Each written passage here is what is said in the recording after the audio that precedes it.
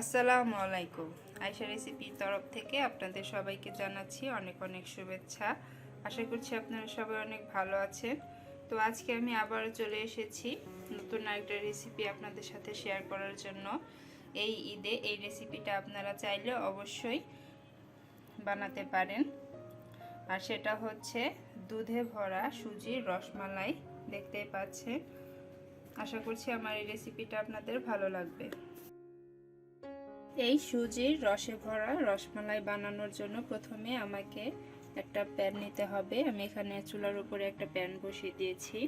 প্যানটা গরম হয়ে যাচ্ছে, তো এখানে আমি আধা কাপ চিনি দিয়ে দিচ্ছি। চিনিটা ক্যারামেল বানিয়ে নিতে হবে।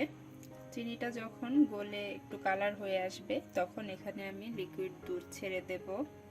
দেখতেই পাচ্ছেন চিনিটা গলে যাচ্ছে আর একটু একটু রং চলে আসছে।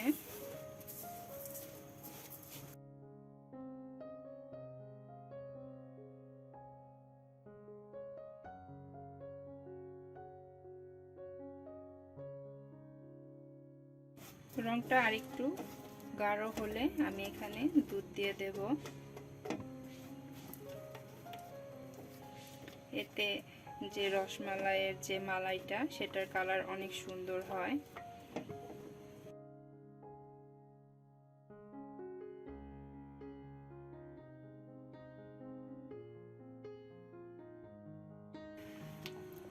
দেখতেই পাচ্ছেন কালার আস্তে আস্তে গাঢ় হয়ে যাচ্ছে। তো এই পর্যায়ে আমি এখানে দুধটা দিয়ে দেব।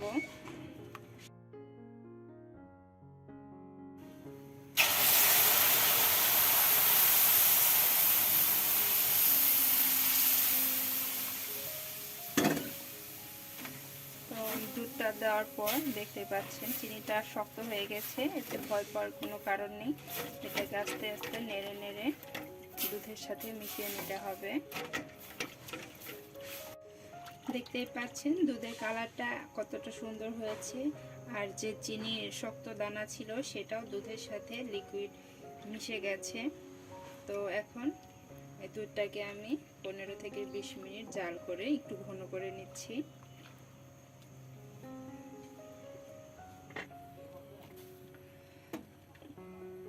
দুধটাকে দেখতে পাচ্ছেন জাল করে নিচ্ছি। এখন এই দুধের মধ্যে আমি দিয়ে দিচ্ছি কনডেন্স মিল্ক। আপনারা চাইলে এখানে কনডেন্স মিল্ক নাও দিতে পারেন। তো আমি একটু টেস্ট বেশি করার জন্য কনডেন্স মিল্ক দিয়ে দিচ্ছি। এখানে আমি 3 টেবিল চামচ পরিমাণে কনডেন্স মিল্ক দিয়েছি। এটাকে ভালো করে মিক্স করে নিচ্ছি।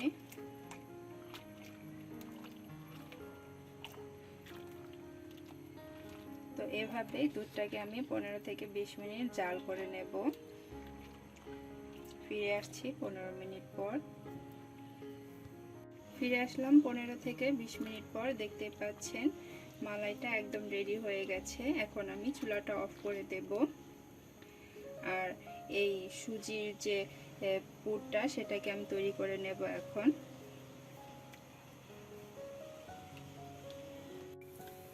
এখানে আমি একটা প্যান নিয়েছি, দেখতে পাচ্ছেন। এখন এই প্যানের উপরে দিয়ে দিচ্ছি 1 কাপ সুজি। এখন এই সুজিটাকে আমি স্লো আঁচে 2 থেকে 3 মিনিট ভেজে নিচ্ছি।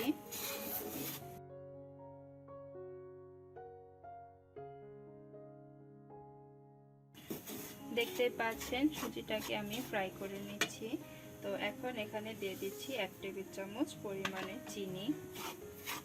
চিনিটা দিয়ে সুজিটাকে নেড়ে নিচ্ছি।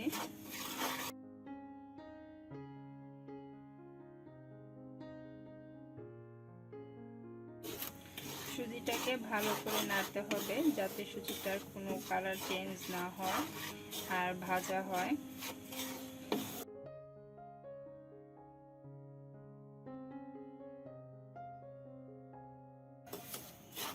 দেখতেই পাচ্ছেন 2 মিনিট সুজিটা ভাজা হয়ে গেছে।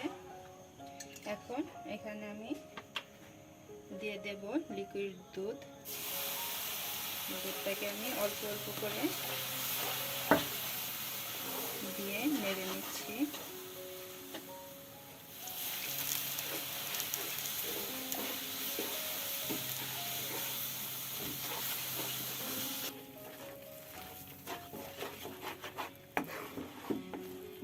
পাচ্ছেন সুজিগুলো দুধটাকে টেনে নিচ্ছে।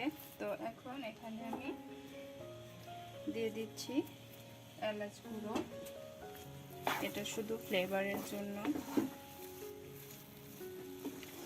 সুজিটাকে আমি এভাবে নেড়ে নেড়ে একটু শুকিয়ে নিচ্ছি।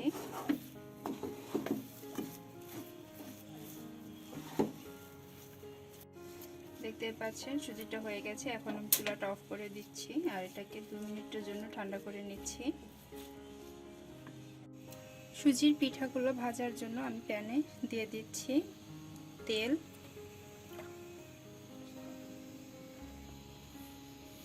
দেখতেই পাচ্ছেন সুজিগুলোকে ঠান্ডা করে আমি এটাকে গোল আকারে একটু চ্যাপ্টা করে একটা শেপ বানিয়ে নিয়েছি। এগুলোকে এখন আমি এই তেলে ভেজে নেব। দেখতেই পাচ্ছেন তেলটা হালকা গরম হয়ে গেছে। এখন এখানে আমি সুজির পিঠাগুলো দিয়ে দিচ্ছি। এগুলোকে মিডিয়াম আঁচে ফ্রাই করে নিতে হবে।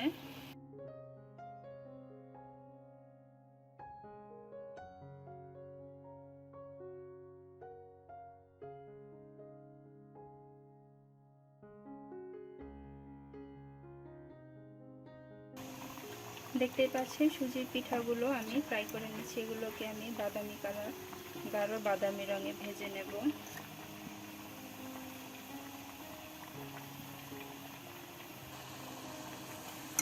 দেখতেই পাচ্ছেন সুজির পিঠাগুলো ফ্রাই হয়ে গেছে। আমি যে কালারটা চেয়েছিলাম সেই কালারটা হয়ে গেছে।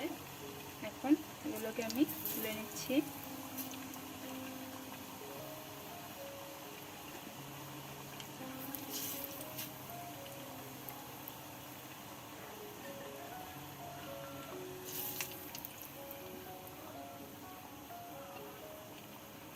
তো একইভাবে আমি সবগুলো এভাবেই ফ্রাই করে নেব।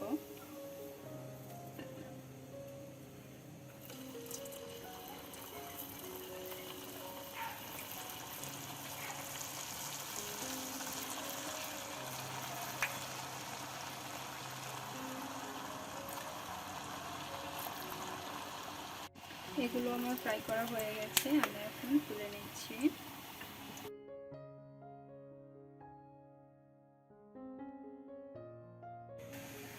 দেখতেই পাচ্ছেন আমি যে মালাইটা বানিয়েছিলাম সেই মালাইটা এখন আমি চুলাটা অন করে দিয়েছি, একটু গরম করে নিয়েছি। আমার পিঠাগুলো ভাজা শেষ।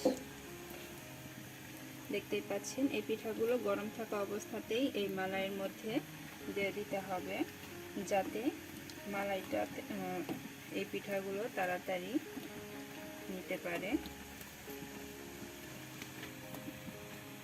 পিঠাগুলো এখানে দিয়ে দিচ্ছি। পিঠাগুলো গরম থাকা অবস্থাতে এখানে দিলে মালাইটা চুষে নিয়ে একদম সফট আর ফুলে যাবে।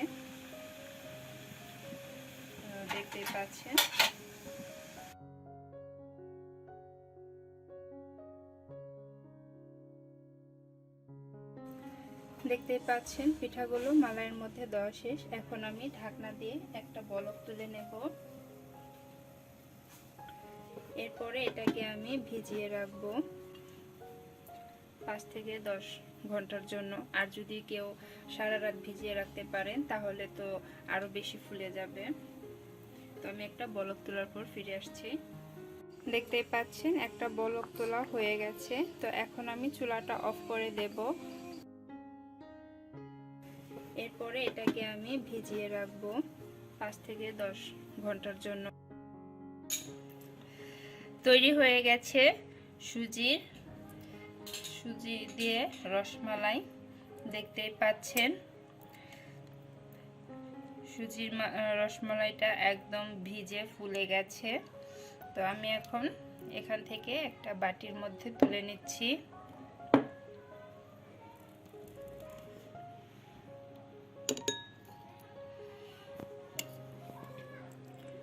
খুব সহজেই এই রেসিপিটা বানানো যায় আর খেতে খুবই টেস্টি।